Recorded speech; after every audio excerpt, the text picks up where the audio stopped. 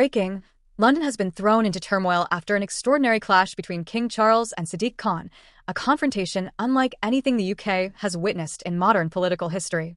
In a move that stunned even seasoned constitutional experts, the king reportedly exercised long-dormant powers that many believed had faded into irrelevance. Palace insiders are calling the maneuver detonative, warning that its ripple effects could transform British politics for years to come. According to multiple sources, the crisis erupted yesterday at exactly 9:47 a.m. when the King's private secretary delivered a formal letter to City Hall. Its tone was restrained, but its message was unmistakably severe. Charles expressed serious concern that London's current leadership direction was undermining the welfare and stability of the nation. Khan, however, refused to back down. Instead of offering a diplomatic reply, he issued a blistering counterstatement that left analysts reeling. By mid-afternoon, Khan appeared outside City Hall for an emergency press briefing. Visibly tense, he declared, "No one, absolutely no one, dictates how the elected mayor of London governs this city. Not royal advisors, not relics of medieval authority, and certainly not the monarchy itself." His remarks ignited a political firestorm. Within hours, the reaction inside Buckingham Palace was described as a mix of shock and icy resolve.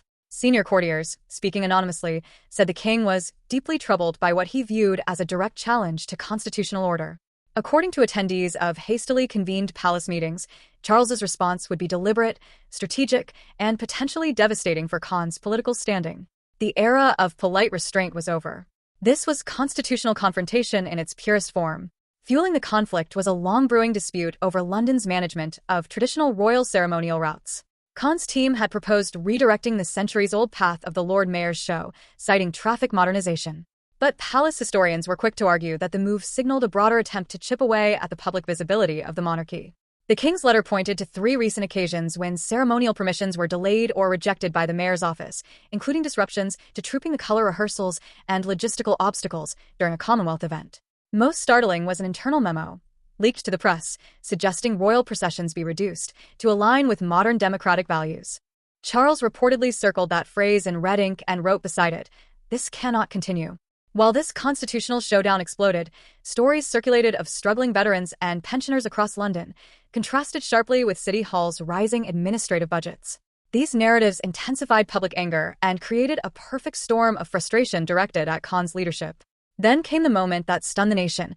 At a Privy Council meeting on Wednesday, King Charles delivered what sources described as his firmest constitutional assertion since the abdication crisis nearly a century ago. "London belongs to the people of Britain, not to the political whims of any individual," he declared. The message was clear.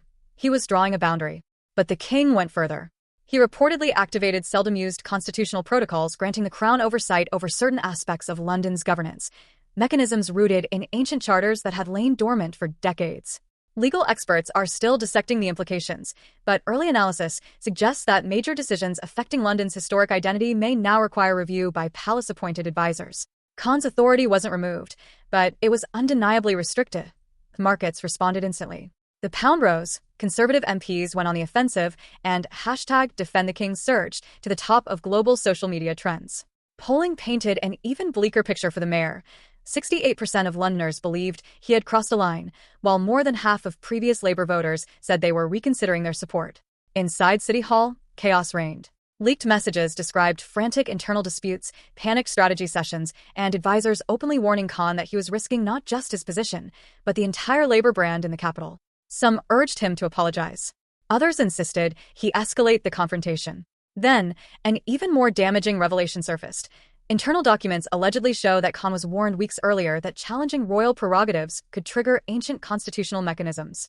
If true, this suggests the crisis may not have been spontaneous outrage, but a calculated gamble meant to elevate his national political profile.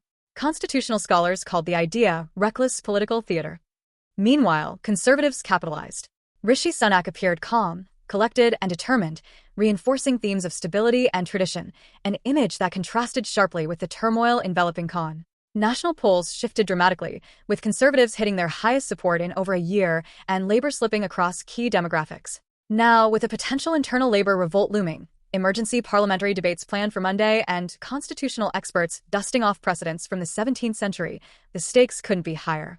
Some even speculate whether the king and parliament could invoke obscure provisions to formally censure, or in extreme cases, remove, a mayor who defies constitutional norms.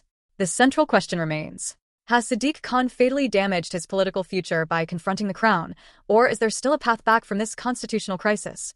Only the next few days will reveal how this extraordinary saga unfolds.